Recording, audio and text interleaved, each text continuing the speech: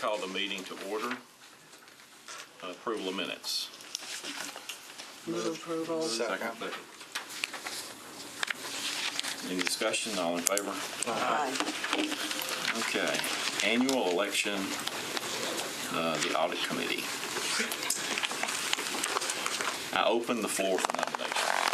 I thought we were going to do this in a different order. So we talked to Ms. Hall had requested being earlier in the agenda than was originally scheduled, and the committee members were fine with accommodating her, but we just talked in the hallway out front, and she was fine with being after the election. So I mean, whatever the pleasure is. I think it's fine from a legal perspective for it to be in either order. It feels like picking or coming up with the slate of replacements is going to be important, and so I'd like to understand that process before we talk about that. Okay. Let's move to new business then. And that would be discussion on next step to fill Mark's vacancy. We have HR here. Shannon Hall is here to talk about the recruitment process. If you want to start there, you have two obligations: one, to appoint an interim, and then start working on a permanent replacement. Well, I'd like to just say something before we get started. It's a great compliment to Nashville to have you go to Dallas, Texas. So that's really, I think, I just wanted to say that, that Dallas is no small place, and there are a lot of auditors in the world, and, it's a compliment to Nashville that they picked you. Thank you. If it's okay with the committee, obviously we have to have a process to fill a vacancy, and it's the remaining term, which is how many years? The permanent is at least 3 more years in June. 3 more years in June. If we could run through that process to understand the timeline, our involvement, because basically we send 3 qualified candidates to the council for selection. And then once we can understand that and we kind of get that kind of laid out, then we can then fill the interim role starting in April 18th, I believe, or immediately, whatever that might be. If that's okay? Mm-hmm. Would you like me to read the charter requirement? If you want to. The Metropolitan Auditor shall be appointed by a majority vote of the council from a list of 3 persons recommended by the Audit Committee, whom the Audit Committee deems best qualified and available to fill the position. If the council deems that the persons recommended by the Audit Committee to serve as Metropolitan Auditor are not suitable and/or qualified, the council shall reject the names submitted, and the council committee shall recommend 3 additional persons deemed qualified and available to fill the position. The Metropolitan Auditor shall serve a term of 8 years, but shall be subject to removal for cause during the term by a vote of 4 members of the Audit Committee. The first term of the Metropolitan Auditor, that was when it was originally adopted, that the first term ended on June 30th, 2014, which the chair remembers. And then the filling of a vacancy for the remainder of the term and for any new term shall be filled by a majority vote of the councils through the process provided in this section. And that's all from B of 8.121 of the Charter. And then A lists the qualifications for a person to fill the position of Metropolitan Auditor.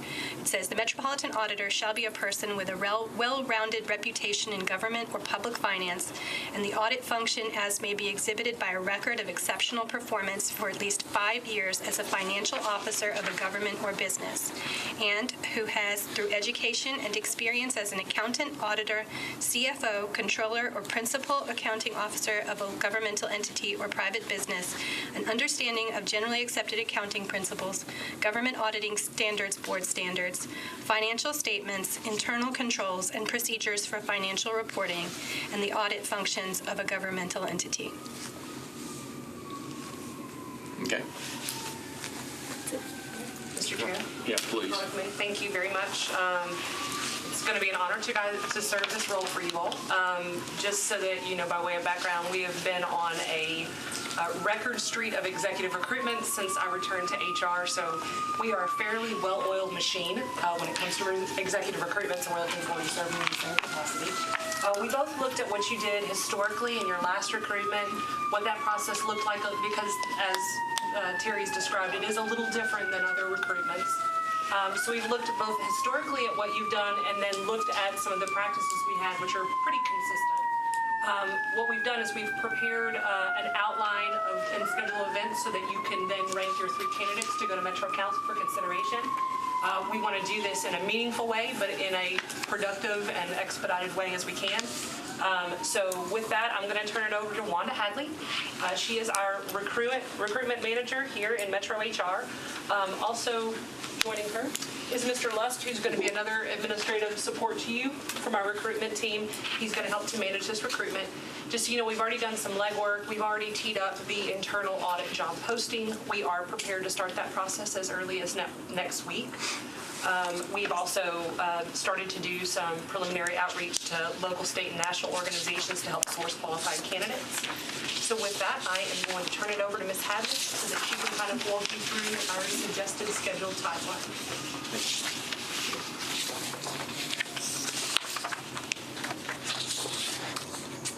All right, thank you. Mr. Chairman, Audit Committee. What you have in front of you is our first pass at a timeline. This is, has some wiggle room in it, depending on how we move forward. Starting with the recruitment announcement, the job posting that Ms. Hall was referring to. We have that teed up. And the next step would be to post that announcement on Monday, the 15th. And initially, we would have that recruitment open for 3 weeks. And it would run through midnight Sunday, May 5th. As early as next week on Tuesday, when we will go out and start looking at those applicants who apply for the job. And we go through a qualifying process where we look at the minimum qualifications, the preferred qualifications, and based on each application, we look at their experience, their education, all of those, and how those stack up against the minimum and preferred qualifications, and we qualify those as highly qualified, well-qualified, and minimally qualified. So those are the 3 tiers that we look at. So we'll be doing that all the way through and even days after the posting has closed. Now, one of the things I want to let you know is that as we get into this recruitment, if we get a week, week and a half, 2 weeks into it, and we see that we either don't have enough applicants and we need to leave it out there longer, we certainly can do that. We can extend it by days or week as we need to. There are a general set of supplemental questions that are standard for all job postings that go along with the application. But for executive recruitments, we develop another set of supplemental questions very specific about the job posting itself that we send out usually to those top 2 tier of qualified candidates, those that are highly qualified, well qualified. And we usually give them about a week to 10 days to fill those out and send those back. So we will work the week of April 29th actually to do 2 sets of questions. One will be the supplemental questions that will go to those tier of candidates. And then we'll also start to craft the interview questions that will be used during the interview process. We'll send the supplemental questions to the candidates the week of May 6th, which is the week immediately following when the job posting closes. And again, if it needs to be extended, then these dates would go out, by however many days we extend as well. And then, again, based on what was done historically before on the previous recruitment, we would have the audit committee chair and HR go through and do a cursory review of the applications and the answers that come back in the supplemental questions. And from those candidates would be chosen those who would move forward, approximately 5. That's just a general ballpark. It doesn't have to be 5. That would move forward to be interviewed by the audit committee. So we would do that roughly around the week of May 27th. And then as soon as those are identified, the ones that are moving forward to be interviewed, then we would go ahead and do background checks on those because those usually take several days, and we would want to have those ahead of time so that those 3 who are identified to move forward to Metro Council, we would already have all that information back and know if there's anything that we need to look at or address. And so we're moving all the way out to the week of either June 18th or July 2nd. And those 2 dates are, of course, the 2 dates that Metro Council meets. So depending on how far along we are in the process, if we can get all of this completed in by the June 18th meeting, we would talk about doing that then, or move out to July 2nd. And then depending on which meeting we're at, it would be the subsequent corresponding date for an employment offer being made. So what questions do you have? I have questions about the job announcement. Yes. Do you have that with you, or are you sharing that with the committee? Yes, I have that.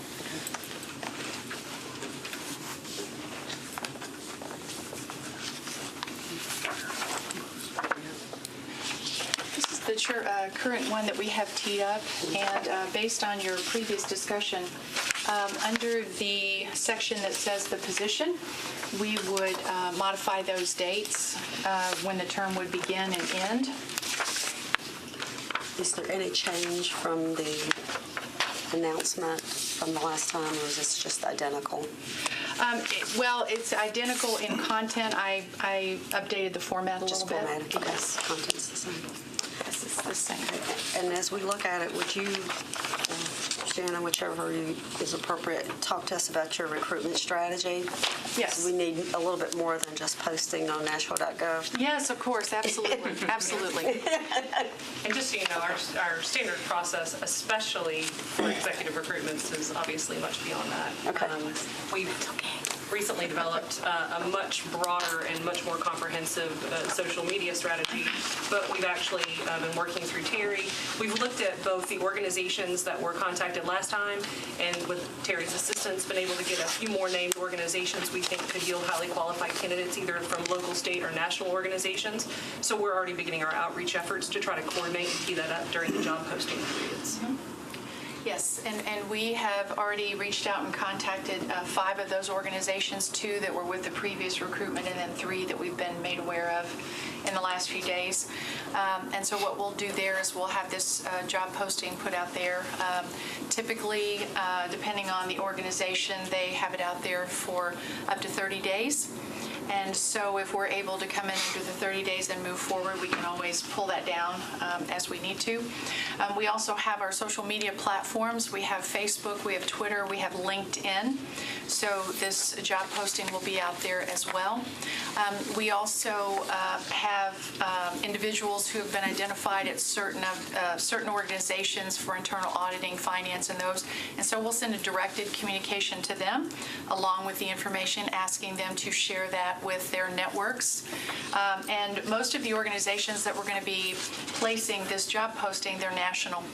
So this position will be posted nationally. Can you tell us who some of those are? I'm assuming it's like Association of Government Accountants, AICPA, I mean. I did not bring it with me, I apologize. We were just pulling know it who they are, together as don't late you? as this happened. We'll recommend more to them. I know ALGA, Yeah. Association of Local Government Auditors, I'm sure is on the list. Exactly, Yes. Institute of AGLA. Internal Auditors, they would probably get the There's been a AICPA, couple that Mr. Swan used Tennessee last time. Society. Mr. Frazier was kind enough to offer some additional input as Institute of well. Internal Auditors, Financial Executives Institute. Yes. Yeah. Yes. AGA would be another one. Yeah. GFOA is another Yes. one. GFOA is one of them that I know. Okay. Yes. Don't call our office. So you guys This is a will public meeting. make sure that you've got all these suggestions. Yes, and in fact, when I said, I'm giving Terry some credit, Terry was kind enough to reach out to Mr. Frazier to get really some of Mr. this Frazier who gets the feedback in advance of the meeting, because these typically are not just a one call or one and done. We try to lay that groundwork before we actually post the job posting, depending on their publication dates and how they actually facilitate that information.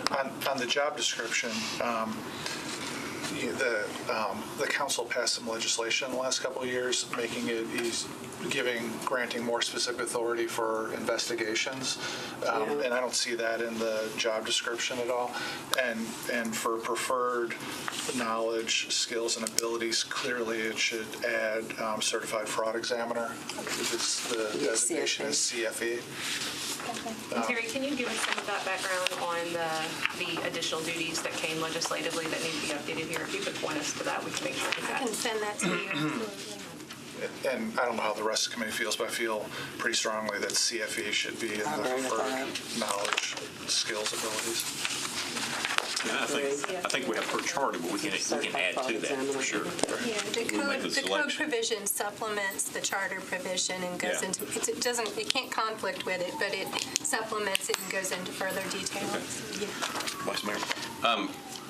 The time frame, particularly in terms of the notice, is that about right for at least getting it posted and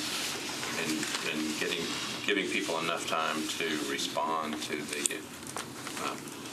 the notice that we put out? 3 weeks is what we typically start with.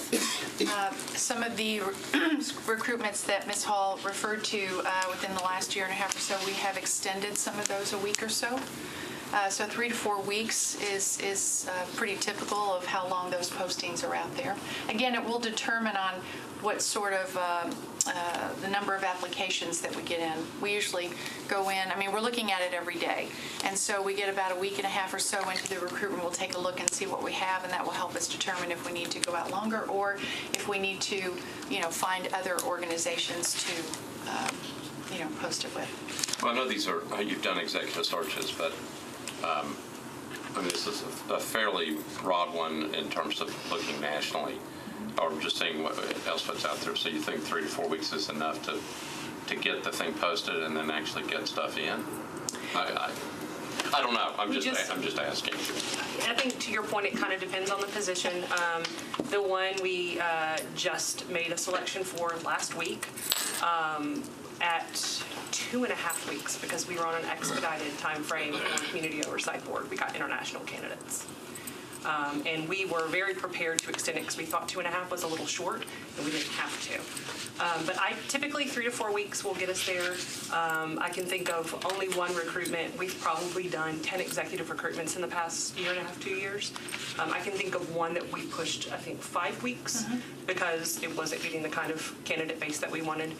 We don't do that in a vacuum. We would reach out to your chair, discuss our findings, let them know. And frankly, it's not necessarily about numbers, it's about quality. So as we're getting these applications and resumes in, we're looking and starting to make preliminary determinations as far as both the minimum and preferred qualifications.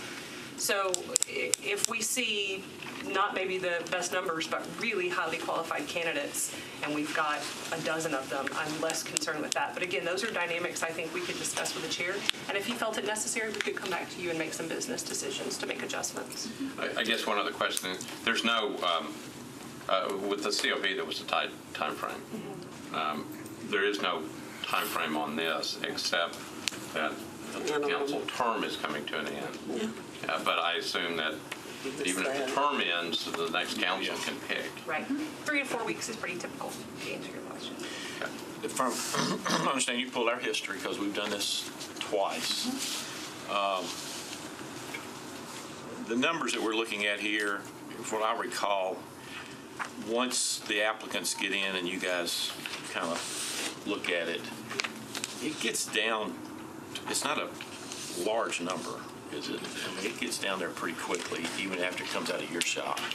Because on here we say we try to get approximately 10 for the committee to look at, to review, to cut it down to 5 for potential interviews. So from a history, is it something that, it ends up being like 20? And what I'm trying to get at is, if coming out of HR, if there's a large number, this committee, we may want to have more than one person look at that large number to get input. Independently, we couldn't do it collectively, we couldn't do it together, but we could probably look at those.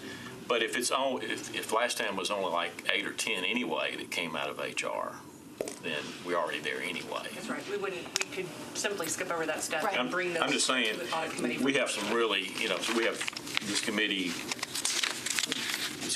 pretty active, and there may be other people that like to look at the top 20 or top 15 to get their input. Is that permissible under this process? As long as you don't deliberate about Deliberate, it. but we can Right. talk to individually or give comments back to HR? You could talk to HR, or you could talk to the interim director. Okay. You could talk to me. And I As long guess as we it's could- not a member of the. I understand. But what I recall is that once it came out of you guys, it wasn't much more than 10 already. Okay. But it could be. But historically, I don't think it has been. So it would not be appropriate to have like a search subcommittee? You could have a search subcommittee, but the subcommittee's meetings would be subject to the open meetings. Okay. Okay, I'm just throwing that Yeah, out that's, in case others want. If that's kind And of it what others... doesn't have to be the chair who does the narrowing. If you prefer to appoint a committee of one, that person could be the designated person to do the narrowing if you prefer to do it that way. The only problem with having the subcommittee approach is that if that's publicly known, it's likely to chill applications. That's right. Yeah. And You're absolutely right. so, I don't think that's advisable. Well, what I think is Because otherwise, employers will figure out they're looking for a job. And it would be public, yes. they'll really want this job. And maybe we go through this process, and when we get down to see how many qualified individuals we have, we can then determine, who would like to have input into that. That's the only I'm saying. So I like that idea. Sort of a related question is the working to develop interview questions. How does that work? Well, we have a standard template, if you will, of questions that we ask for executive director positions that are more about administrative and management and things like that. We also, in the past, have received input from the boards and committees as far as if they have specific questions that they want to throw into the mix that we could, bring in. If we're talking, just as a rule of thumb, if we're talking about an hour interview, it's usually anywhere from like 6 to 8 questions that we're able to get in that time. And because the questions are of such a nature and depth that they're not obviously yes or no questions, and questions that usually take several minutes to answer. And so as we go through the interview process, we want to help ensure that each candidate is given the same amount of time, and we're not interviewing one for an hour and 45 minutes and the other one for 40 minutes. So we have a usually hit the sweet spot with an hour interview anywhere from 6 to 8 questions. So again, we have a bank that we pull from, but would certainly welcome input from the committee as well. And we customize those, and if Yes. at any point during this process up to when we're developing interview questions, if committee members just want to email us directly, email me directly, I'll make sure that they get included for consideration. So Yes. that is, Yeah, what I would like is, and we can do it publicly as a group, or we can do it just giving you guys the information one-on-one directly. I mean, there's a couple of very specific things for this position that I'm interested in, and again, whether publicly or individually, I would like to convey what I'm trying to figure out and then get y'all's input on what the question is. And I don't know whether, I can do it either way. If you guys are coming up with the questions, I'm happy to have a conversation with you all to tell you what it is that I'm interested in we hearing would about. love your feedback, and then that way we can incorporate it. I think we found in the past when we're getting individual input, typically people are asking the same types of questions, but I understand that you're talking about concepts of things you're trying to gain out of the candidates. We are happy to have a direct conversation with you at your convenience. And we welcome that input. I'd rather do it one-on-one because I Yes. don't want to give the answer. Right. We don't want to tip off to the candidates who Right. may be applying. Completely agree, because integrity of this process is really important. Yes. Okay. And part of us wanting to move this process along in an efficient manner is also to keep the interest of the candidates that we've culled that are going through this process. When you're on the outside, it feels like a very long process. And so we are constantly trying to give outreach to keep our top candidates in play and interested in this position. We do try to treat them as wonderfully as this city should. I mean, they are trying us on the same way that we are gauging them. Sure. So, And I like the idea from our chair about us all having an opportunity to respond either to Terry or to your office about, of all the people that pass muster with you guys, who should be the finalist.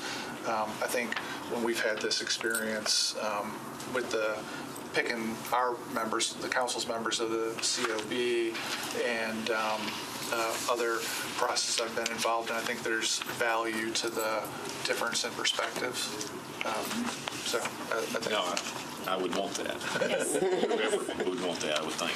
Now, as far as this group, it looks like we will have to have a meeting from this process as it relates to taking approximately 10 down to 5. Am I seeing that right? And then conducting interviews on 3 to 5 that we want to interview, or whatever that number is. And I think before we did that all in one afternoon. You did it in one. As far as I know, I came for an hour.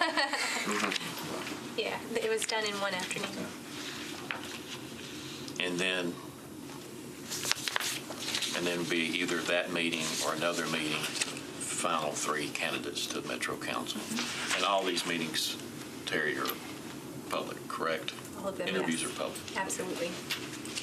Okay. and we can engage you however you need to be met. I mean, there are 2 mandatory touch points before the full audit committee. Yeah, the short list and the interviews and then the selection. Correct. On the interviews, if you, and we can meet you either way, on the interviews, if directly following the interviews of candidates, you want to contemplate and have your ranking while things are fresh on your mind, we're happy to do that. If you'd like to convene another meeting to do that, we can be very flexible. I think we have at least 2 meetings, potentially 3. And did we interview anyone remotely? Yes. So what's the committee's feeling on that? It's fine. Do it all the time. May I make a comment? Typically for executive recruitments, I'm not sure how this particular one was done in the past, but for the individuals you invite forward for the interview process, we typically would work directly with them to provide travel and one-night accommodation for the interview. I was just thinking we had one that was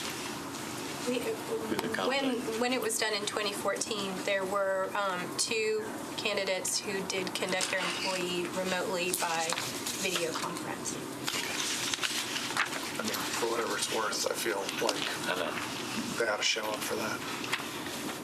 I can't remember why that was the case, but The only other time we've contemplated it was in our last executive recruitment we just finished, and we didn't have to move forward in this process because they didn't make the final cut, but because they were international candidates. It may have been that the date we were doing the interviews was some big event in town here where hotel rooms were very scarce. I sort of vaguely recall. Oh, look.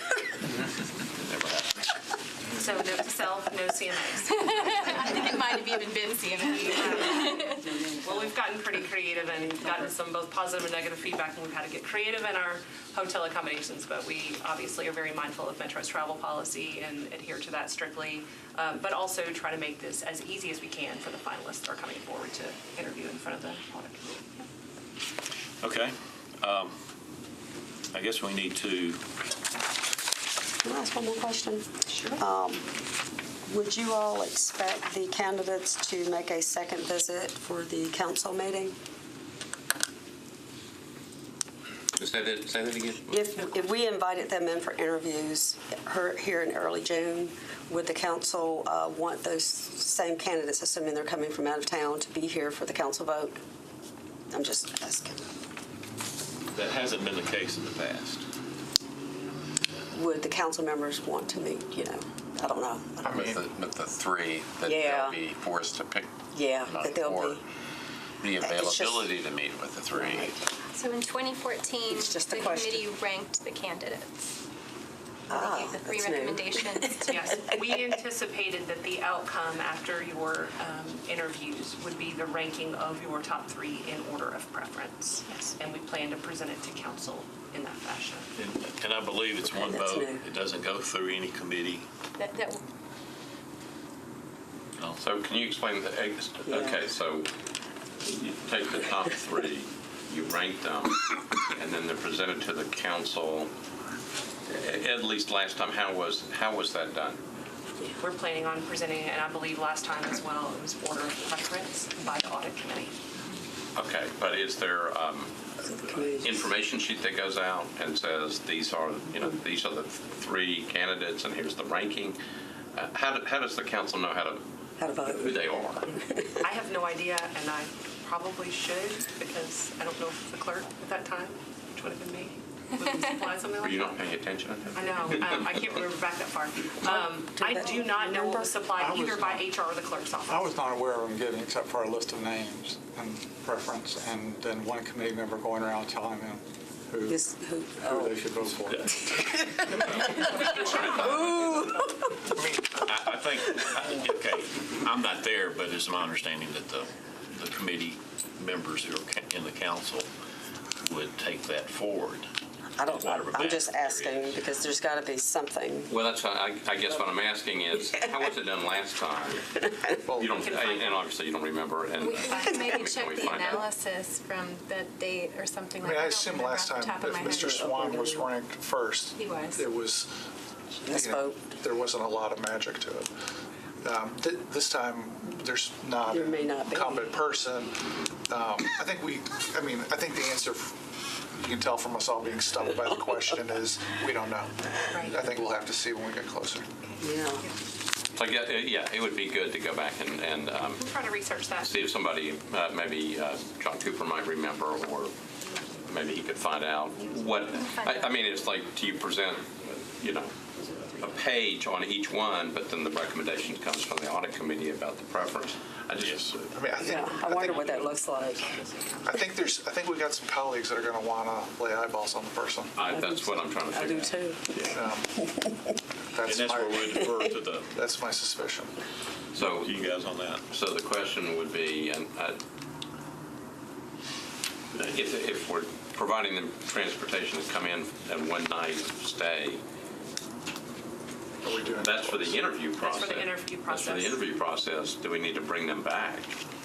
I mean, that's Or up set to the aside council meeting so time people can talk on to when them. they're here for the interview. I don't know. Yeah, I think the answer for today should be, You need to look if at somebody asks specifically, the answer is maybe we'll let you know. And I think, as we move through this process, we did a similar type process with our last executive recruitment, because we were literally week by week, we're moving at warp speed, trying to get to the executive director. So as we move through this process, we'll go on and let top candidates know as they move through this process, please keep future day open. That way we can avoid any kind of conflicts of someone not being able to, and take care of accommodations if we decide we want to do that. With that said, I guess we need to adopt this as an outline for the process of replacing the Metropolitan Auditor. And I say an outline because It may change. It'll change. changed a little bit, I think. It provides you structure, but meets the flexibility of the audit committee. So is there a motion to that? Can I ask one more question before we do that? Yeah. We've talked about a couple things, like giving us an opportunity to provide input about questions, and instead of the chair, everybody having a chance to look at the final group.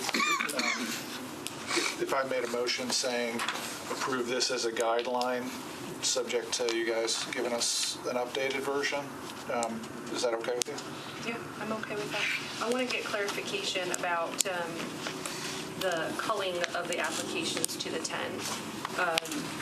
We are happy to accommodate, but I'm trying to think administratively and functionally how that would work for us to properly narrow to the same 10. What do you propose there? Rather than a board representative, I think it's a better way of. I think we could all send comments to Terry, and she could just compile them. Yeah, and I guess and kind of- Ms. Hall's point is, like, what if we're dramatically not in agreement? Could happen. And then we can talk about that, I think. Then I guess we have a meeting to talk about. Yeah. Yeah, I think once you get down to that, we'll just see how many we have and then see what kind of input you'll receive back. And it's just going to be supplemental input on candidates, more or less. And you know what? I think there can be a way, if we are sharing this information with the entire committee and then having them submit comments to Terry so that we can kind of filter and understand those comments, that number could ebb or flow above that 10. And I suspect that you guys will agree on most candidates, and there might be a couple of outliers, but in good faith, we could bring them all of the ones for which there was interest forward, and then you could just narrow from there to your. And we say approximately 5. We really are suggesting that once you look at those candidates, we're that natural break. Where are really the people you want to talk to, and where does that? So if it happens at 4 or at 6 or at 5 or even at 3, look for that natural break of these are really the qualified candidates we want to be talking to. We look for the natural break, and that's what we would suggest you guys. And if 5 comes from a list of 15, so be it. Subject to this director recruitment timeline being updated as we've just discussed, I would make a motion to approve it. Is there a second? Second. Any further discussion? All in favor? Passes. Thank you. Thank you. And we'll make similar updates to our job posting with the input that you all have provided. Yeah. So we're ready to do that as well, and we'll go on and get that updated as well. Okay. Stay if you need to. Let's move into the interim position. And Terry, do you have any comments on that? Sure. That is not subject to the more complex process involving council having to select among the 3 candidates. As I was reading from 121B earlier, it says the vacancy can be filled temporarily with a qualified acting metropolitan auditor by the majority vote of the audit committee. So you can just vote and pick someone to fill that acting interim position. However, that person must be qualified, which I would read to incorporate by reference the criteria in Section A of Section 8121 in terms of the person with a well-founded reputation in government and public finance and the audit function as may be exhibited by record of exceptional performance for at least 5 years as a financial officer of a government or business who has, through education and experience as an accountant, auditor, CFO, controller, or principal accounting officer of a governmental entity or private business, an understanding of generally accepted accounting principles, governmental auditing standards, board standards, financial statements, internal controls, and procedures for financial reporting, and the audit functions of a governmental entity. Okay. Any discussion on this? Any comments? Just a question for Terry to start. So I understand that with us having 3 accounting firms on contract, we could get a interim from one of those accounting firms without a procurement process. We do have the contracts. We have the 3 contracts that are, existing contracts. And I looked today at the scope of the solicitation and those contracts, and I believe that could be done. I mean, it's not primarily what they were contemplated for, of course, but there is some broad language in the solicitation that was incorporated into the final contracts by reference, which says, among the scope is providing assistance to the Metropolitan Nashville Office of Internal Audit staff with various tasks related to audit or non-audit services assignments. So if you read that language as broad enough to incorporate basically providing a person to serve as an interim acting metropolitan auditor, then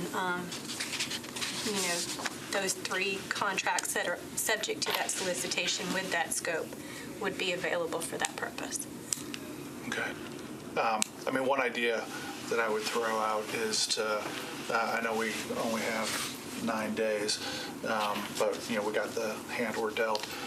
One idea is to talk to the 3 firms, ask them to each recommend somebody if they want to, and then have us get together before the 9 days is up to interview them.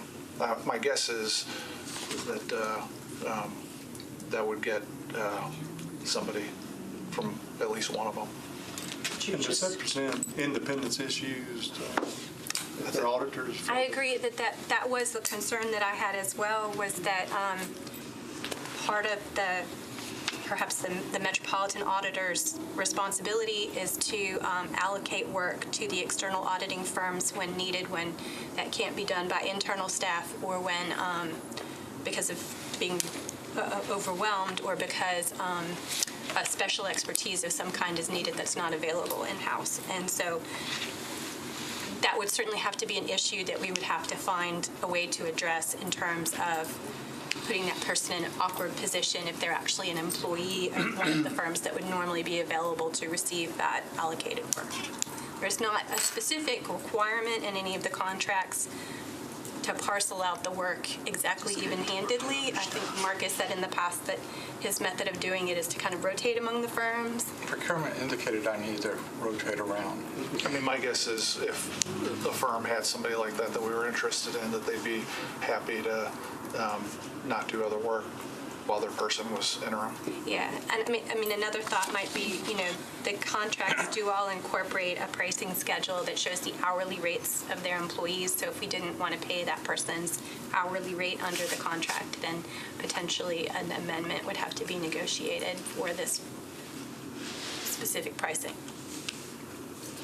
So the other option, is, and thank you for this, is to designate an internal person Yes. who might be an applicant also for being a full-time auditor. So that could conceivably be a little bit awkward if you had an internal person who was so strong that they were also going to apply. Well, we did have that situation in 2014. And that way that person could still apply, would be welcome to apply with that kind of previous designation, I suppose, right? And would that have been one of the lessons that we learned from 2014? 2014 was challenging because not only was Mark himself conflicted out because he was a candidate, but because all of the staff of that office were going to be subordinate to whoever was appointed. None of them could really be involved in staffing the committee when you all had the meetings to conduct the selection, or when Mr. Reed did. I guess he may be the only member of the committee that goes back that far. But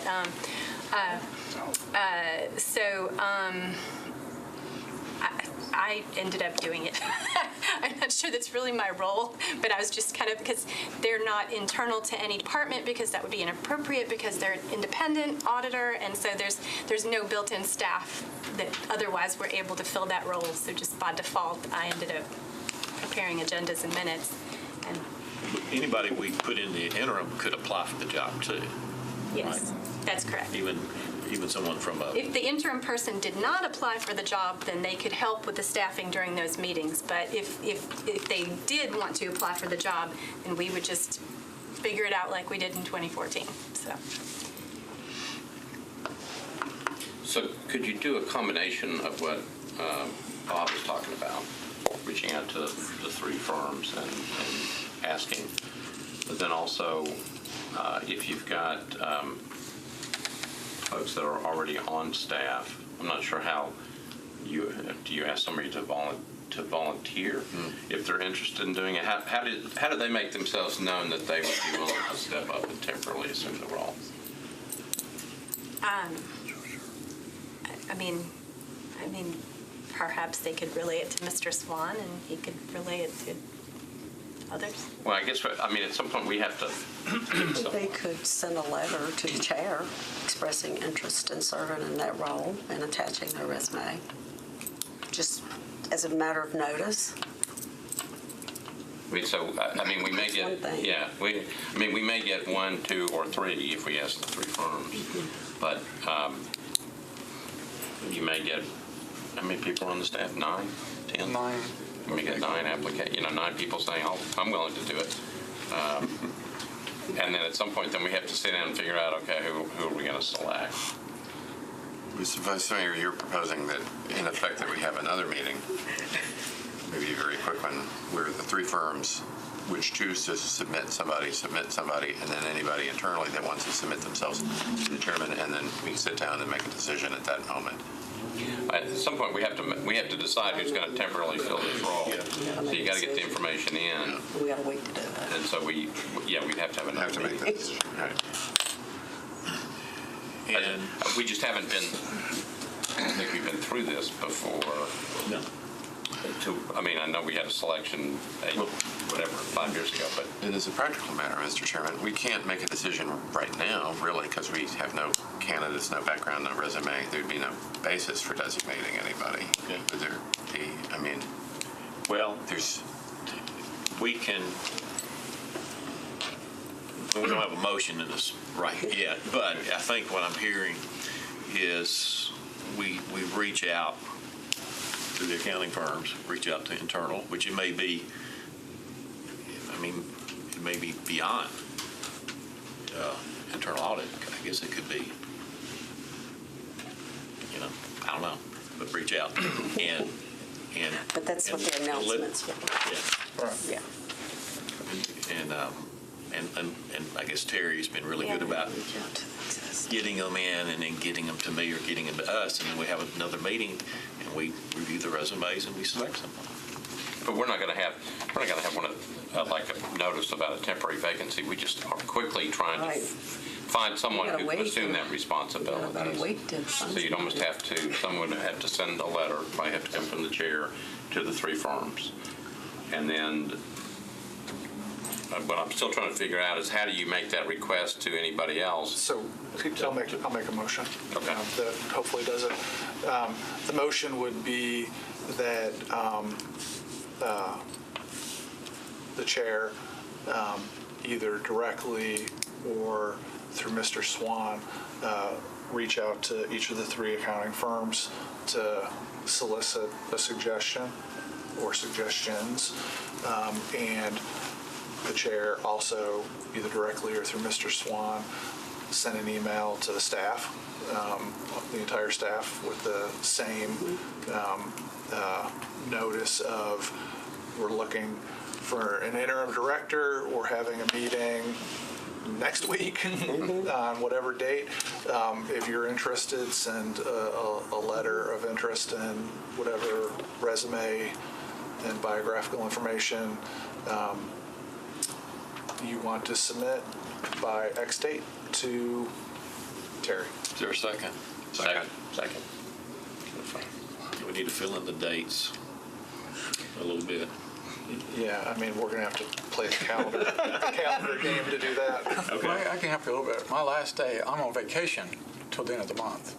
So, His last day is the 18th. but on the last day in the office is the 18th. I can still have someone, just like I'm going Somebody needs to anytime, be I can appoint somebody in the in the office to seat. take care till the end of the month. After that, that's when, So somebody needs to be in the seat next week. well, I would say next week they could, on May 1st. We're moving pretty fast already. I mean, we might as well, the extra week doesn't, You don't technically need an interim director until after the 30th. All right, that's what I'm trying to say. Does that mean you're managing from a distance, though, Well, or there is no management? I'm on vacation. I'm available So for. the office if it's has no crisis. leadership during that time, I mean, I don't know, would it be any? unless it's the chair. Yeah, no, that's what I'm saying. There's not any difference. If I You appoint someone. Anyway. I want to ask a question. Okay. Okay, before we vote on it, we will. I think internally, we probably can get that in pretty quickly. I don't know how hard it will be, difficult it will be for the outside firms to appoint an individual. Because I don't think it's a committee. I mean, it's not like a team, it's one person.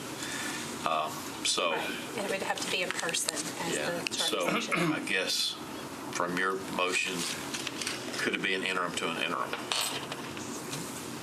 In other words, although next week, I mean, I could do, I mean, next week's fine with me, if the CPA firm's going to respond. Why don't we just try that? I mean, we got a built-in deadline Yeah, of I agree. nobody here on the 19th. So we might as well try to get it done. Okay, discussion. Okay, before we do the three-firm approach, I just want to just kind of ask a question. Would it be appropriate with Crossland here to ask them if they think there's an independence issue if one of their employees who has no connection to the city were to come in and be an interim auditor, then ask them to audit their employee? Now, I assume that would be an independence issue, but I'm happy to hear their answer. I think so. Yeah. But You can do projects. You couldn't be part of management. Does that make sense? I understand, not making management decisions. That's right.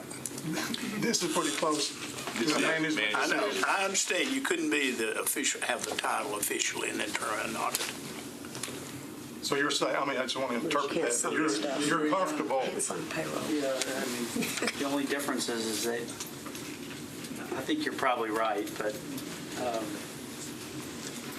the argument is, are you really part of management? Because you're independent. The independent auditors are only report to the audit committee. They're not technically part of management because they're the auditors of management. Say that again? Well, I get it. He reports to the same people we report to audit. Yeah. So I have some reservation about it myself. Yeah. For the same reason that Big Four firms don't do SOX work or PCAOB, internal control work. They get another firm to do the internal control work. It's also and they do the audit. appearance of it. I think the appearance is the The tough thing appearance to would get around. be, what? What are you asking about our firm? Well, Are you asking in if we- general about the other? Well, I'm just asking you because Yeah, we're you are here. one of the three. Yeah. And They're not one. No, They're oh, you're not one of the three. They're a fourth. They're No, the- but one of the three, they we are have auditing three internal. That's aspects. it. The three that we have internally They're do not not part do of the three. financial audits. The other three- Oh, okay. for The other government, three just- except for some of the The components. other three do the same thing his staff does. Okay, I was thinking that That's a they different were auditors who were, okay.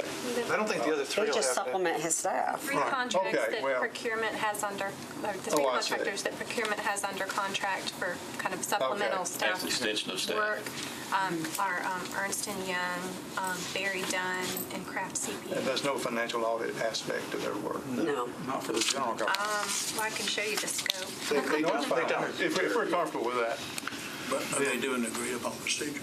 then that's fine. Then that's, Are you okay? I'm okay with that. I was thinking that they were doing some financial audit work. Said audit objectives can include matters related to a wide variety of subject areas within the disciplines of public administration, public safety, judicial administration, educational service It's just delivery, everything. social It's services. audit work. It goes on and on. It's written really well, isn't it? I mean, you probably know it better No, than I do. no, Do you- I could, well, Do you know of anything that talks about financial in there? no, there's financial audits in there too, Just but when it's he not, doesn't they're not have doing bandwidth financial audits for the government. This is really simple. So that's the issue of independence, that they're not doing, except I'm almost certain one of the firms is doing potentially one of the component units, potentially, but we don't get involved in that component unit, so. They'll self-select themselves out. They'll tell you real quick that they can't do it, I can tell you that. That's Okay. fine. So we have any other discussion? Anybody need to clarify what this motion is? Because we're pretty much sent some request out, get things in, and meet literally next week to select an interim. My only question is the dates. We're trying to do it by the 19th, 18th. or the 18th. That's his All last right. day. So we have to move quick. We have a council meeting next week on that Tuesday. On that Tuesday. I'm a little hesitant about that because technically I don't think there is a vacancy to fill until after it's completely over. We're clearly entitled to interview people for the interim position. Yes, you can interview people. Yeah, Right. but would the starting date be the date after his we need to get somebody picked. Like, we can talk about the legalisms about whether the starting date is in May or April 19th. They're always, whenever you're dealing with a retired department head or whatever, you've got to have a transition period. There are routine overlaps in this government and positions for transition purposes. This committee has met historically in the past on the day of the council meeting. Sometimes that's good, sometimes it's bad. Now we've kind of got it off week. If we move this to the day of the council meeting, would that be acceptable? Because you guys are here, I guess. Or does it conflict with other It all committee depends on members? time. You have to do it you can do it early, 3. I mean, I'm just saying, y'all are in the building, and we could. Maybe like 2:30 would be better, just because we might end up talking to a few folks during the meeting. I think that, so the committees don't start until like roughly 4:30. Okay. So if we wanted to do it at 2:30, as long as that works, we can do it then. So part of your motion would be 2:30. 2:30 on the 16th. Yeah, and then to give you the discretion to set the deadline for people to submit materials so they can be distributed to us. Oh, well, I would think the distribution of that needs to go out Friday. Which would be, That only gives people, it probably has to be Monday, just to give people a week. I suggest Monday. April 15th. We'll get it as soon as we have it. April 15th. And then Mark can send it to all the committee members. Okay, any further discussion? Any April further 16th. clarifications? April 16th, 2:30. Is that correct? Okay. You clear, Mark? Okay. All in favor? Aye. Any opposed? Motion carries. We wanted to move on to the EOC report real quick because HR people are still here to kind of clear out. That won't take very long. Aren't they still here? Oh, yeah, Jason's here. I'm sorry. So we got, Well, let me ask you that. I know we're going to lose you. Yeah, very soon. Does this, you said the election can be any time this year? 'Cause yeah, it just says once a year. It doesn't say. Okay, so we're not doing that today. We can do it. I mean, nominate you. Second. Third. Oh, okay. If you're, Sure. if you want to. Okay. If not, we can talk about it another day. Okay, I'll just, okay. Any other, okay, all in favor? Aye. Okay. Is this legal? It is, absolutely. The vice chair. Vice chairman, is there a nomination? Who's the current vice chair? Nominate you. Nominate. our vice chair. Second. Call the question. Okay, all in favor? Aye. Okay, well, we've moved on that one. Okay. Excuse me. Can we do the two quick reports on? Thank you. Warren's got EOC reporting that this is a request that Councilman Bettany had requested related to diversity reporting, and I'll let you pick up from there. Yes, we issued this report on Friday. It was the EEO4 form, 164 review. This form is a biennial form that HR fills out to basically report to the government our diversity amongst gender, ethnicity, job category, and salary. For this audit, our objectives mostly were to determine if there were controls in place to ensure that the individuals reported were accurately reported, as well as to ensure that we were in compliance with EEOC guidelines. What we did for this audit was we interviewed multiple individuals within human resources to determine the process for collecting the information as well as reporting it to the EEOC. We found that generally overall, the information reported is accurate and is in compliance with EEOC guidelines. Our biggest recommendations were just that there should be procedures in place since the collection of the information is not always clear, as well as the individuals who file the report biennially. They know exactly how to report it. However, it's not written down and documented, and just so that anybody else who comes in that it is doing this job could do it if they were not there any longer. We found that only of the 63 individuals that we looked at over the 2 reporting periods in 2015 and 2017, there were 2 individuals that were inaccurately described by their ethnicity. They had self-reported on their forms that they were of a different ethnicity than what was included in our internal EBS system. We also found 3 individuals who didn't have information in their HR file to support their ethnicity that was reported, so we could not confirm that it was accurate. Additionally, the EEOC requires that you report all employees, even if they choose not to self-report. We have some individuals that represent less than 1% of our overall population of employees that choose not to self-identify their ethnicities. HR was not reporting these to the EEOC. It's not a large amount of individuals. It was 57 in 2017, and I believe it's even less currently in 2019. So we just recommended that they determine a way to identify individuals who choose not to self-report so that we are reporting all employees to the EEOC.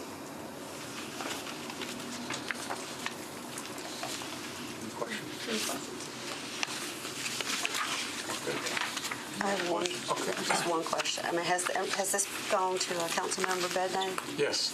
Okay.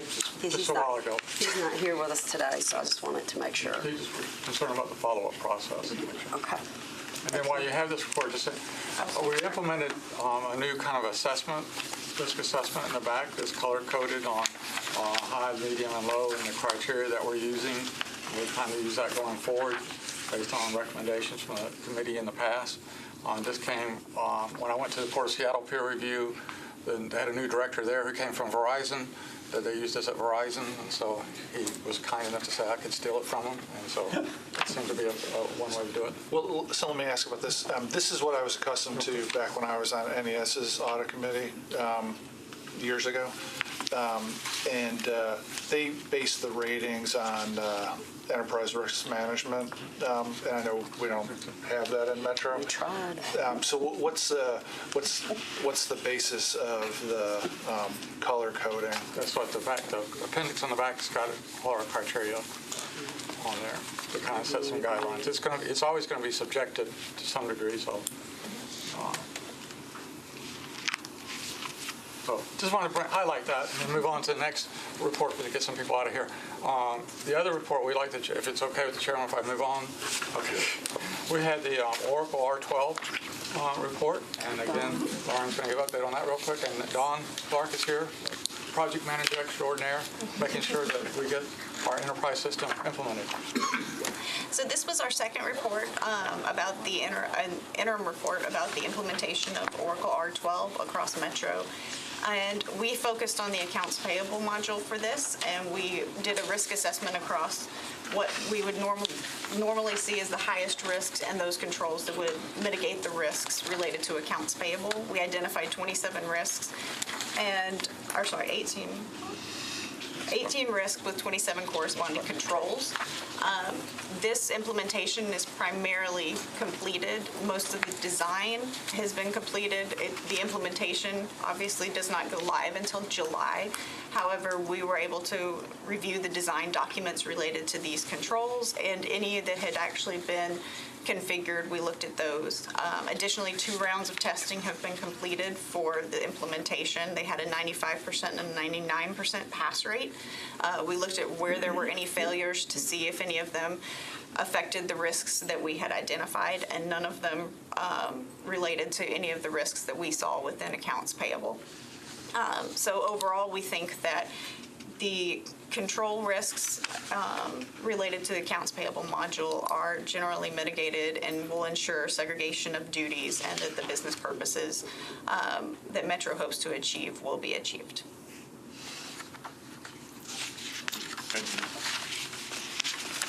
Questions, comments? This is the same e-business suite that's being implemented at the school system. Yes. It will go live at the school system in October of 2019. Within Metro, it will be July. No, Well, the recruiting piece related yeah, to the. only the Taleo piece that is unique to schools goes live a little bit later, but the R12. The R12 piece that is the enterprise-wide system. Financial is. Financials, HR payroll, benefits, all that all goes live for both general government and schools on July 1. But schools is not part of this effort, the They are. 34,000. They are part of the 34,200 Yes. hours of effort. Okay. Yeah, absolutely.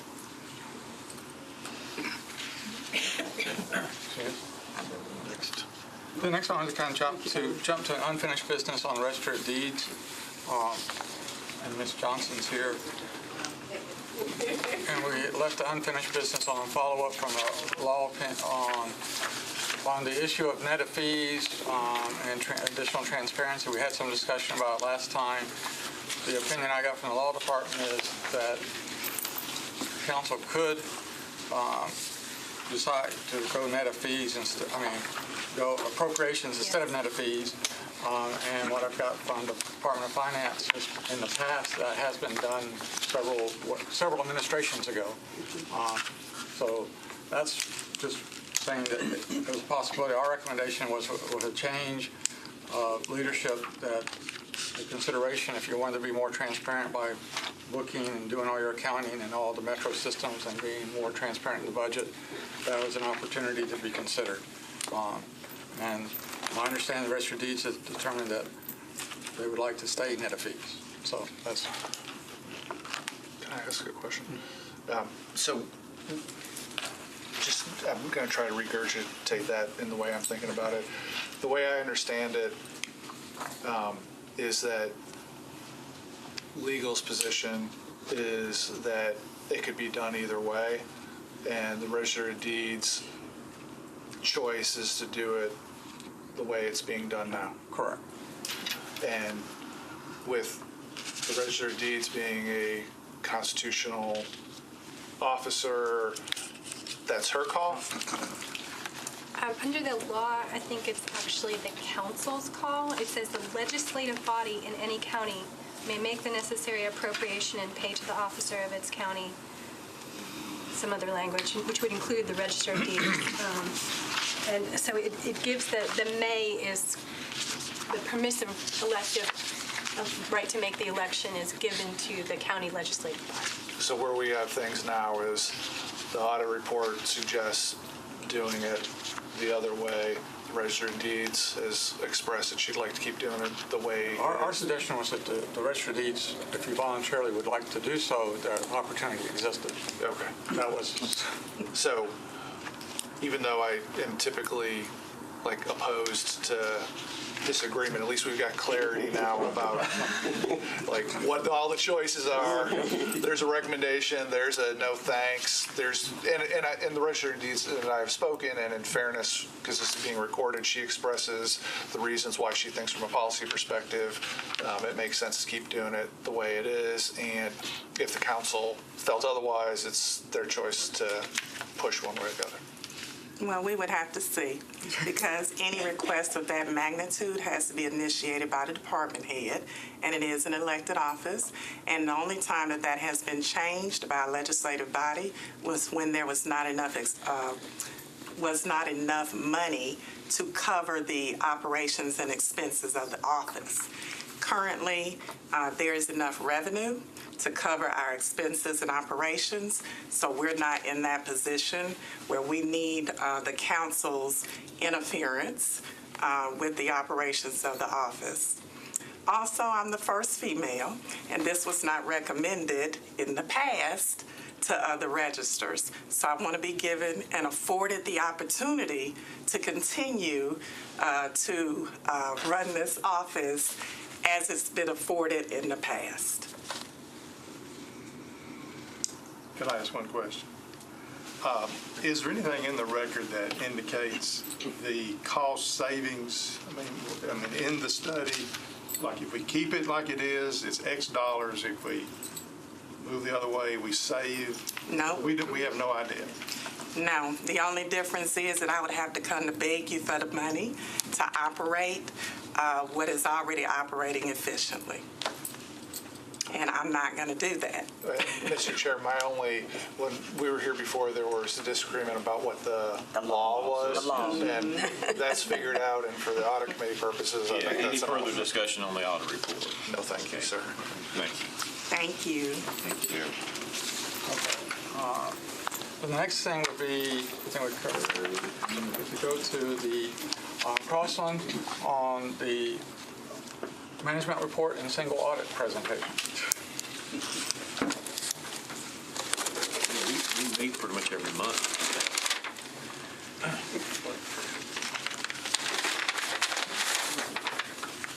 We're gonna go ahead and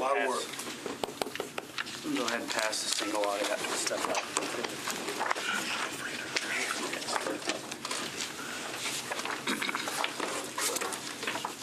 We're not giggling about you. This is where it is. It's coming up.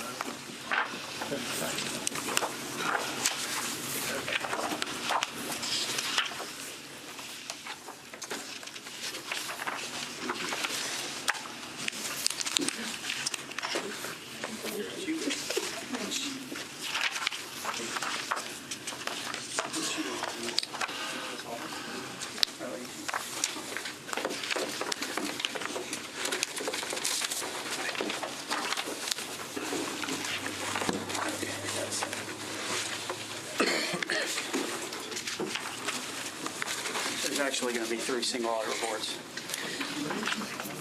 Jennifer will explain.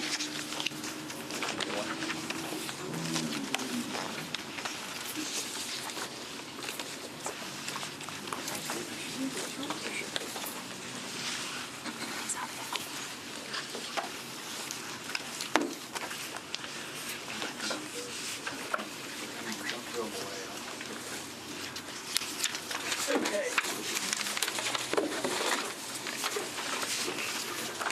I think first up's the management letter. I'm going to do that. That's the staple package right here. This year, we did not have any material weaknesses, and we did not have any significant deficiencies. So that's a good thing. We do have 6 observations that we would like to point out. And starting on, it's the 3rd piece of paper, but at the top it says page 2. They're in 6 different areas. These are management letter comments is what we refer to them as. So the first 2 are really repeats from the prior year. Timely preparation of bank reconciliations. There was some when we were testing the government's internal controls over bank reconciliations, there were some accounts, the operating and the concentration account. There was a water and sewer customer refund checking account, and then there was an MNPS lunchroom checking account that we had issues with. The operating, concentration, and water and sewer accounts, those they had a couple during our sample. We had a couple that were not reconciled within the 45-day time limit, and so our recommendation is just to move it up to that 45-day time limit. There are management's responses on. They're all making progress on getting there, and all had different reasons for being after the 45-day period. The MNPS lunchroom checking account, that just was not notated with the date, so we don't know if they were late or not. So MNPS said they're going to start notating both when the reconciliation occurred and when it was reviewed. The second one onto the next page. This is also a repeat. Old outstanding items on bank reconciliation. So the water and sewer customer accounts, they had a lot of reconciling items that have been outstanding for in excess of 18 months, which is their write-off policy. Currently in fiscal 19, they are going through those old items, and they've already said in 19 they're planning on writing a lot of those off. They're not significant individually or in the aggregate. Okay, so there is just a management letter comment instead of a material weakness, but they are trying to clean those up after the proper due diligence is taken care of. The third comment, segregation of duties of cash receipts. This also has to do with MNPS. They have some employees that are doing too much that don't lend to proper internal controls. There was one employee that's receiving payments. This has to do with the checks received in the district's office. So there was one employee receiving those payments, writing the receipt of those checks, stamping the deposits, creating the deposit slip, and making the deposits. There was a secondary employee that was record the receipts that does not reconcile the receipts to the deposit slip. And thirdly, we identified employees that have access to the safe, that have access to also the journal, to record journal entries. And so there's obviously just some separation that needs to occur. They agree with it, and they are putting the processes in to take care of those. At the bottom of page 4 is employment eligibility verification. This also has to do with MNPS. We look at I-9 forms, and there were 3 or 4 employees. Some of these go way back, but there are some employees that did not have I-9 forms in their employee file. Again, management agrees with the recommendation. They've assigned somebody that's going to be in charge of researching and correcting that as they're found. The 5th one is the Register of Deeds. This one, to give you a little perspective, up until about 3 or 4 years ago, I think every year we had a material weakness on the Register of Deeds, mainly due to segregation of duties. There were several meetings that took place, and we felt like there was enough instituted segregation where that comment went away. In the last year, up through June 3rd, keep in mind this is June 30, 18, the new register took over the next day. So this is really reflective of the old administration. But that last year before that administration ran out, the main accountant that was there took the entire year off for sick leave. And I think that was the root of a lot of these issues. I won't go through all of them. But there were a lot of segregation of duty issues. And we've been meeting with the new register, and the meetings have been very positive. We feel like she's already put in place a number of people to segregate these duties. And so I'm hopeful that this comment will go away. Can I ask you a question on that? Sure. Is it because of lack of competent people in place or number of people? They just don't have enough staff to segregate? And I think in the past administration, they didn't have enough people involved in the process. I think the register had the opinion that that's my guy, I trust him, I want him to do everything. I think it wasn't necessarily that there weren't employees that could have segregated those duties, because they did the last several years before last year. But once that employee, the main employee that kind of oversaw that left, it all sunk back in his replacement over the last year. And that was just I think that's just how Mr. Garrett felt comfortable running his office, where Ms. Johnson, she feels comfortable spreading it out, having a number of people doing different responsibilities. So I think it'll be better as far as this goes. Finally, you turn the page. Our last comment is deficit cash balance.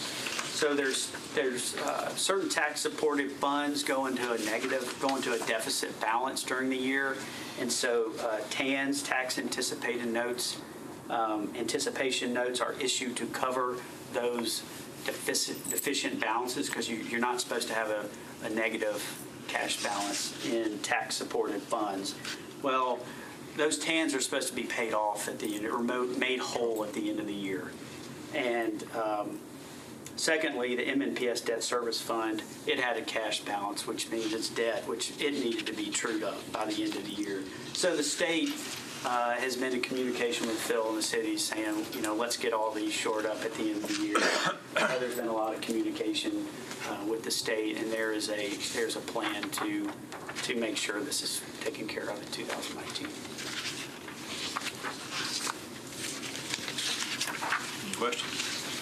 Questions?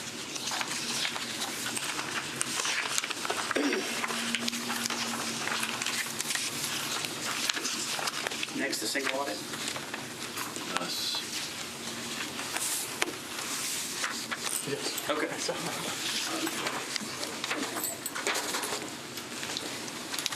Good afternoon, everyone. I'm Jennifer Montanak. I'm going to go over the single audit reports for you. I've given you 3 separate reports for June 2016, 17, and 18. I'm going to start with the 2016 report. We are reissuing this report because during our audit of the 2018 single audit, we discovered that there was an error on the schedule of expenditures of federal awards, or the CFA. There was a grant called the Preschool Expansion Grant that had been identified with a CFDA number that was incorrect and then clustered with the IDEA cluster.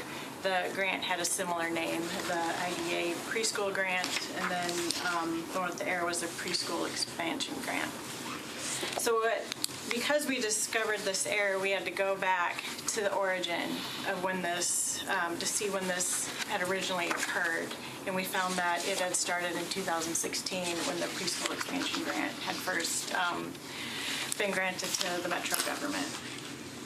The risk of a grant being improperly clustered is that it is not identified as a major program and audited in that year, and that is what had happened in 2016.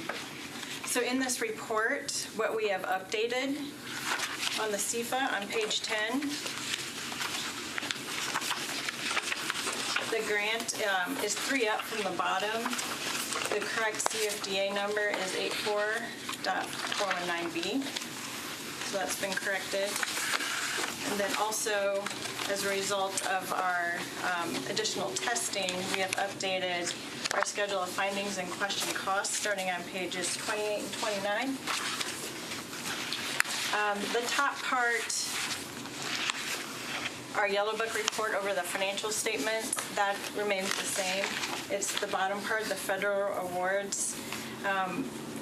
Because the CFA had an error in it, we did identify that as a significant deficiency over the preparation of the CFA, so that is reported as a compliance finding over that. And then on page 29, our identification of major programs, the grant has been added at the bottom, preschool expansion grant. Our testing, our compliance testing over that grant, we did not have any compliance findings over that particular grant. It was just over the preparation of the CFA. And then on pages 30 and 31, we included our finding over the preparation of the CFA. Our recommendation was to implement additional controls over the preparation and identifying the correct CFDA number. And it was speaking with management, they have implemented those controls in fiscal year 2019. So we expect that should be cleared in 19. I went over that pretty quickly. Is there any questions on 16 before I move on to 17? Just real briefly, so what is there any practical impact on Metro for having a corrective action plan for a finding in one of these? The corrective action plan is required by both the federal government and the state of Tennessee. It seems a little duplicative because in the finding, it's required to have the views of the officials in the plan corrections as well as a formal corrective action plan, and that is to communicate that there is a plan in place. I guess maybe it's a question for Talia. I mean, is there any practical impact on Metro? No, I mean, Phil, this falls under Phil's area, and I would he just expect needs the state to will staff. follow up with us at some point to confirm that we did what we said we would do. That's all I would expect. But it's not. I have refiled the reports with the state of Tennessee and through the Federal Clearinghouse. I also had a discussion with David Sturdivant the day after I filed them. He had some questions, and I answered all his questions. And I've also spoken with the OIG, the Office of Inspector General, and they are aware. Okay, thank you. Okay. How much money was misreported?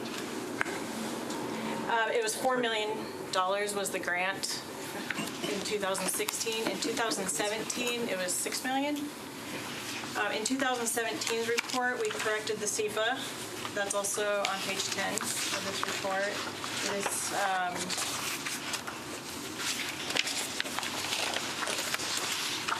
$6.3 million. And we also updated the schedule of findings and question costs.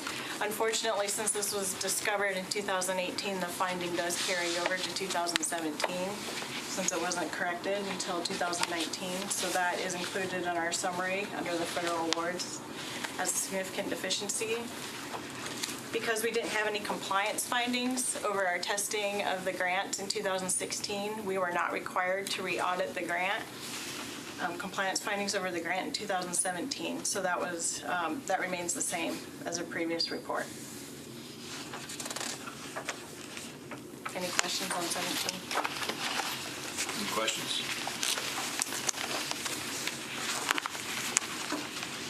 Okay. Now 2018. Why we came here this evening. I'm going to direct you to the schedule of findings and question costs. This provides a summary of our testing over government auditing standards, both the Yellow Book and under the Uniform Guidance of the Single Audit. I'm on page 25.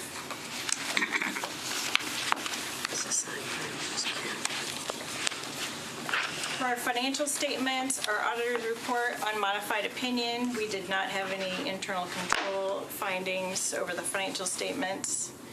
Under the federal awards, we did not identify a material weakness. The significant deficiency in the compliance finding that we're reporting is a repeat of the finding over the CFA. And our audit report on the compliance over major federal programs is unmodified, or a clean opinion. On page, go ahead. Go ahead. On page 26 is our major programs. We tested the child nutrition cluster, as well as the special education cluster, or the IDEA cluster. And we again audited the preschool expansion grant. We had no compliance findings over any of these grants. Our dollar threshold to distinguish major programs is $3 million, and Metro is not a low-risk audit. On page 27, it's our finding over the CFA. It pretty much repeats what the 16 and 17 finding says. On page 29, we've included some findings and question costs that are required by the State of Tennessee Audit Manual. The State of Tennessee, for their reporting of fraud, is at a much lower threshold than under the Yellow Book and under the Uniform Guidance. Any fraud that is over $100 is required to be reported in our audit report. Obviously, that is a very low threshold for a government as large as Metro Nashville.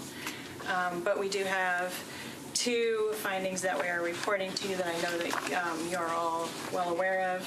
The first one is the fraud related to the mayor and the police, the sergeant. We've included a finding over that. We summarized this pretty briefly, but tried to just put in the main provisions of it. Our recommendation, the Internal Audit Department did a thorough investigation and gave some really good findings, and we are recommending that you follow their recommendations. And management has implemented some of those and is in the process of implementing other recommendations as well. Can I ask a question? You mentioned a $100 threshold being low.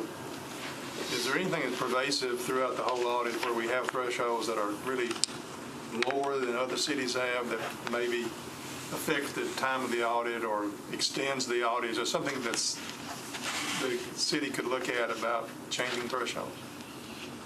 As far as the $100 threshold, that's mandated by the state of Tennessee.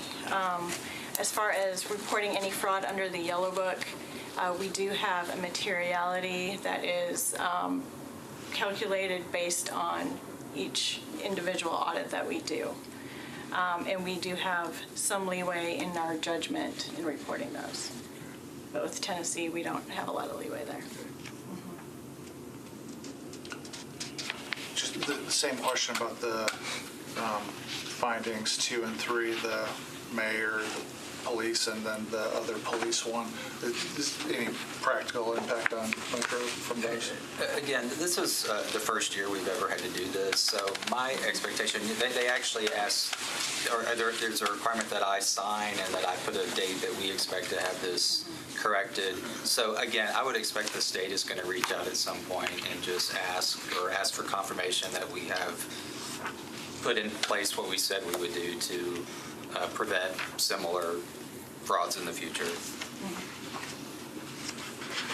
Also, as part of our report before the corrective action plan, there's a summary of prior audit findings.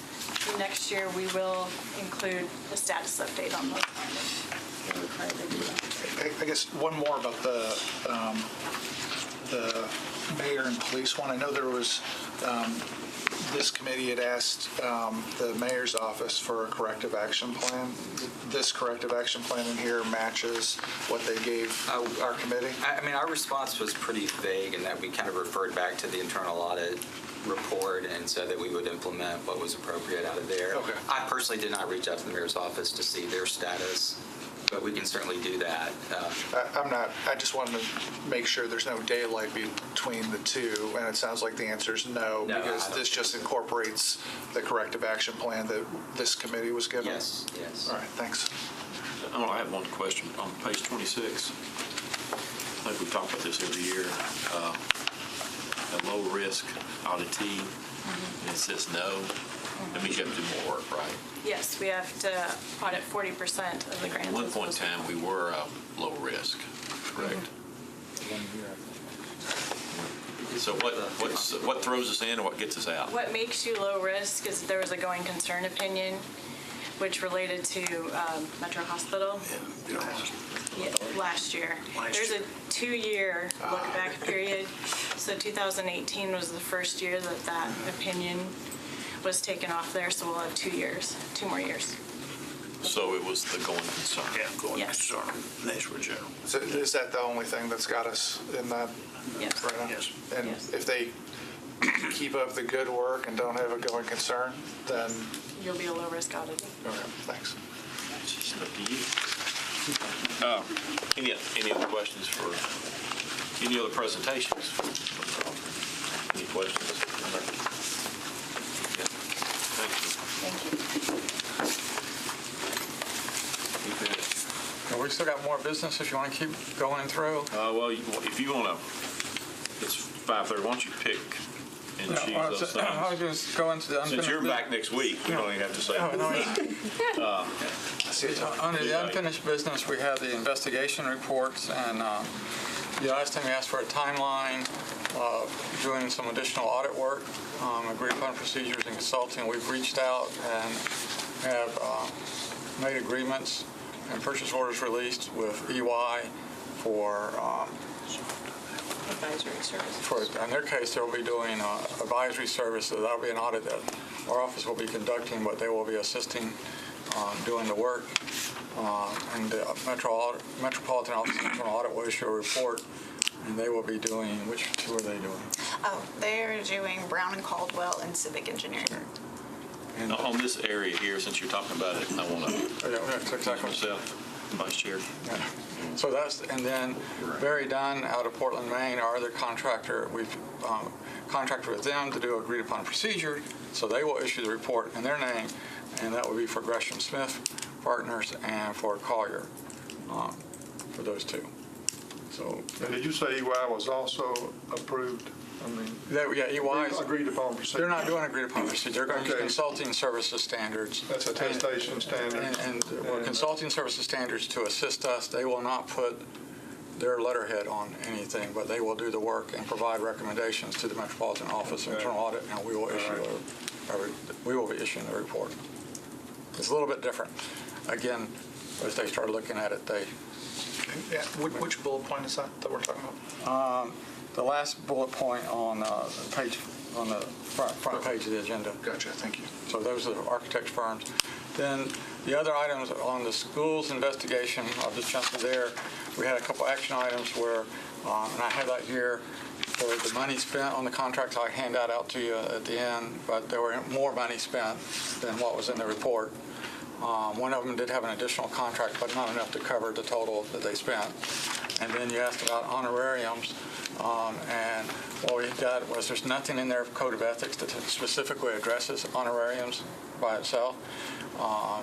So that's a silent on that. However, this is looked at for Ms. Felder's honorariums with the RDI at the time. That's right. I can't. All these firms get mixed together. She was working on weekends and was considered to be like secondary employment. So what she was doing is evaluating products, and they paid for a trip to go up there to evaluate products for a panel, and then gave her a $2,000 honorarium. So it was considered as any other secondary employment job. She provided a service. They provided a payment for the service. So that's. So there was nothing in the. There's nothing in the code. Okay. There's nothing in the code that addresses specific saying honorarium. No, you can't take it. And the honorarium is question: is it for service, or is it just a nice gift? Or it's not, because it can be for a payment in lieu of a service. In this case, she provided a service, and she received a payment for the service that she provided. Then the other item you had was, the question was, we did review the report again and saw no other need for additional recommendations to be given to the school. We felt there was the three recommendations had covered all the items that we had wanted to be addressed in the report. So that's on that one. On the school board one,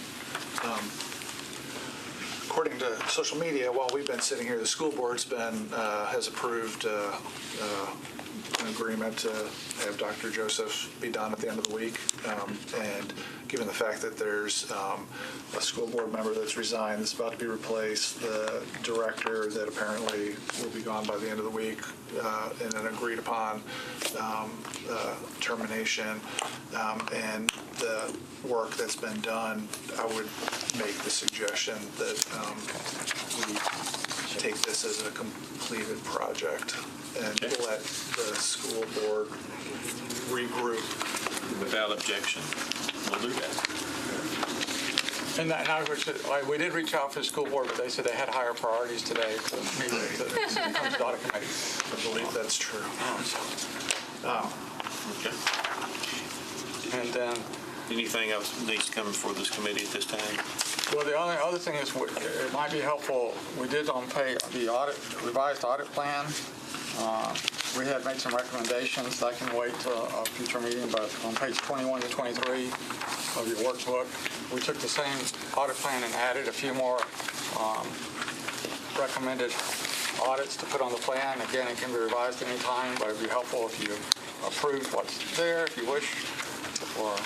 In particular, what needs to be let me get to, what page did I say that was 22. 22, 421 through 23. Yeah, I'll go real quick there. 22, yeah, on page 22 is the amended. What's on 21 is the plan you approved last meeting, and the issue was not doing so many A&E contracts, so we had additional hours. So we filled in items 14, 15, 16, and 17 to get closer to what our normal audit services hours are, around 12 to 13,000 hours on the plan. What we added was the unusual fuel card transaction review, which is already in process. Is there a motion to approve? Well, I noticed there's an earlier schedule of potential new audit areas, which had... That's on the back page here, what's left over from that. I didn't find it on the back page. Participation agreements, the general... I think that's on the... Where'd it go? I've seen it there, but It has been in earlier drafts, but I didn't. D. It's number D on the back side. Oh, yes, it is. But I would, two questions. One is, how many surplus hours do we have? Does this Well, if you like, we can add that to it, and it just doesn't have to be a fixed now. Oh, okay. But we try to keep it close to what it is. Well, I would myself, given the questions around participation agreements, what are the standard? Why are they granted? The council had the unusual experience of granting a participation agreement that required general funding for one, and then on the same night, we accepted another one that had zero funding that was required. So is there a standard? Is there a metric? Is there a rationale behind the participation agreements? Are they uniform? How do they vary? Can they be explained? To, of the ones on the back, to moving that up into the new audit area. I would recommend that you add that to the revised plan as part of your motion, and then it's a moving document. Whoever here later can always change. Okay. Is there a motion? Make that motion.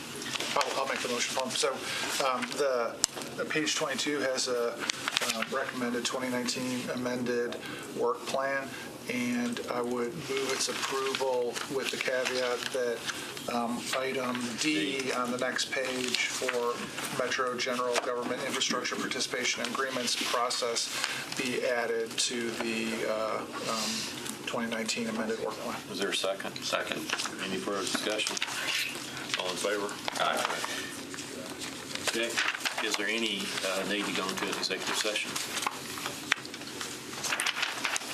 Any further business? Have a motion to adjourn. Second. Thank you. Thank you. Congratulations on another term. Oh, yeah, that's right. Congrats.